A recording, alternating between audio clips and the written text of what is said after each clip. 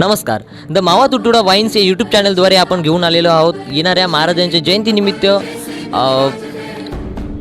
एक चालता बोलता क्विज. यामध्ये आपण जाणून घेणार आहोत होस्ट प्रणयसह की आपल्या सभोवतालच्या लोकांमध्ये महाराजांबद्दल आणि त्यांच्या इतिहासाबद्दल किती जागरूकता आहे, किती माहीत आहे लोकांना की महाराज काय होते आणि महाराजांनी काय कर्तव्य पार पाडले जे आपल्यासाठी खरंच उपयुक्त ठरलेत. आपण जाणून घेणार आहोत याचसाठी आणि आपण आलेलो आहोत शिवणी येथील वाचनालयामध्ये. तर चला तर मग सुरू करूया. तर आपण आलेलो आहोत शिवणी या गावामध्ये छत्रपती शिवाजी महाराज वाचनालय, ज्यामध्ये काही विद्यार्थी आपल्यासोबत आहेत आणि आपण यांना महाराजांबद्दल प्रश्न विचारणार आहोत. तर दादा, सर्वात आधी आपलं नाव सांगा. माझे नाव प्रज्वल प्रकाश शेंडे आहे. ओके, तो प्रज्वल, आपल्यासाठी सर्वात सोपा आणि सर्वात बेसिक प्रश्न आहे की महाराजांचा जन्म कोणत्या किल्ल्यावर झाला होता? छत्रपती शिवाजी महाराज यांचा जन्म शिवनेरी किल्ल्यावर झाला होता. अगदी बरोबर उत्तर आहे. आपण बघू शकता की यांनी या प्रश्नाचं एकदम सडेतोड उत्तर दिलेलं आहे. छत्रपती शिवाजी महाराज यांचा जन्म शिवनेरी किल्ल्यावर झाला होता आणि त्या किल्ल्यावर स्वराज्याचा सूर्य उगवला होता. या आपल्या सोबत असलेले पुढचे दादा आहेत. दादा, आपलं नाव सांगा. रोहित अरविंद पेंद्रा. रोहित अरविंद पेंदाम. तर रोहित, आपल्यासाठी पुढचा प्रश्न आहे. तोरण बांधण्यासाठी जो काबीज धोरणा. तोरणा. तोरणा ही बरोबर उत्तर आहे. तोरणा किल्ला जिंकून महाराजांनी अगदी म्हणजे 16व्या वर्षी सांगितलं होतं की राजा हा वयाच्या बंधनात नसतो आणि खूप पराक्रमी राजा जो आपल्या महाराष्ट्राच्या मातीमध्ये कोरला गेला आणि सुवर्ण अक्षरांनी कोरला गेला आहे. तर खूप छान दादा. आणि महत्त्वाचं म्हणजे आम्ही म्हणजे त्यांना प्रोत्साहित करण्यासाठी आमच्याकडून काही बक्षीससुद्धा देणार आहोत. त्यासाठी तुमचा सहभाग नक्कीच होईल. आपलं नाव काय? कौतुकी संतोष बोरकर. कौतुकी ताई, तुम्ही सांगू शकता का महाराजांनी अफजल खानाचा वध ज्या किल्ल्याच्या पायथ्याशी केला होता तो किल्ला कोणता? प्रतापगड. प्रतापगड. अगदी बरोबर आहे.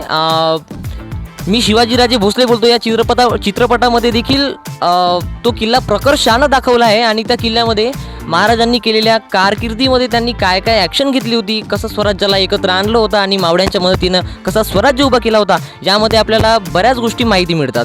तर आमच्यासोबत जे रोहित भाऊ आहेत, प्रज्वल भाऊ आहेत आणि कौतुकी ताई आहे, यांच्यासाठी आम्ही छोटेसे गिफ्ट जे त्यांना प्रोत्साहित करतील आणि त्यांच्या अभ्यासात थोडीशी मदत घालवतील. तर ताई, हा तुमच्यासाठी गिफ्ट आहे. ठीक आहे दादा.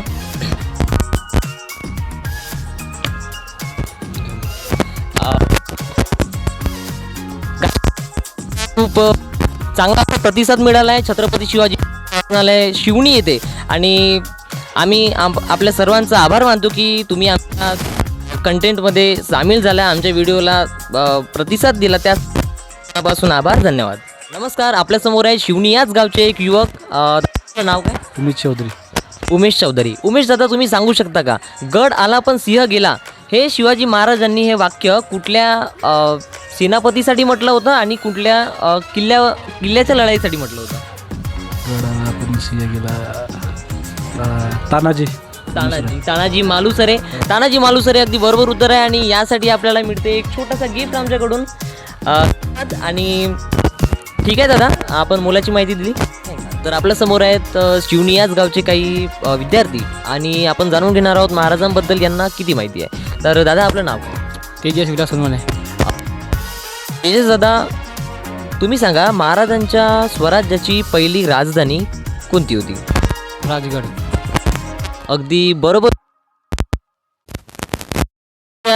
द मावा तुटुडा वाईन्स या यूट्यूब चॅनलकडून आपल्याला छोटासा गिफ्ट जो तुम्हाला प्रोत्साहित करेल आणि तुमच्या शिक्षणात नक्की मदत करेल. आता तुमच्या पुढच्या मित्राकडे. दादा, तुझं नाव काय? सोहम संजय हजारे. हां, तर सोहम, मला तू सांग छत्रपती शिवाजी महाराजांच्या आईचं नाव काय होतं? जिजाबाई. जिजाबाई. अगदी बरोबर उत्तर आहे आणि यासाठी तुम्हाला पण आमच्याकडून एक छोटासा गिफ्ट मिळणार आहे. दादा, तुझं नाव काय? सुमित भास्कर निके सर. सुमित भास्कर निके सर. भास्कर निके सर. तर सुमित, तू मला सांग महाराजांच्या वडिलांचं नाव काय होतं? शहाजीराजे. शहाजीराजे भोसले, जे खूप मोठे सरदार होते आणि त्यांनी महाराजांना स्वराज्य उभं करण्यासाठी एक मोठा उदाहरण निर्माण करून दिलं होतं. धन्यवाद सुमित. आणि तुलासुद्धा आमच्याकडून एक छोटासा गिफ्ट आमच्या द मावा तुरतुडा वाईन्स या यूट्यूब चॅनलकडून. धन्यवाद. आपल्या सर्वांना मिळून खूप छान वाटलं आणि तुम्ही आमच्या व्हिडिओला जो प्रतिसाद दिला, जी दाद दिली त्यासाठी आपण सर्वांचे मनापासून आभार मानतो. धन्यवाद.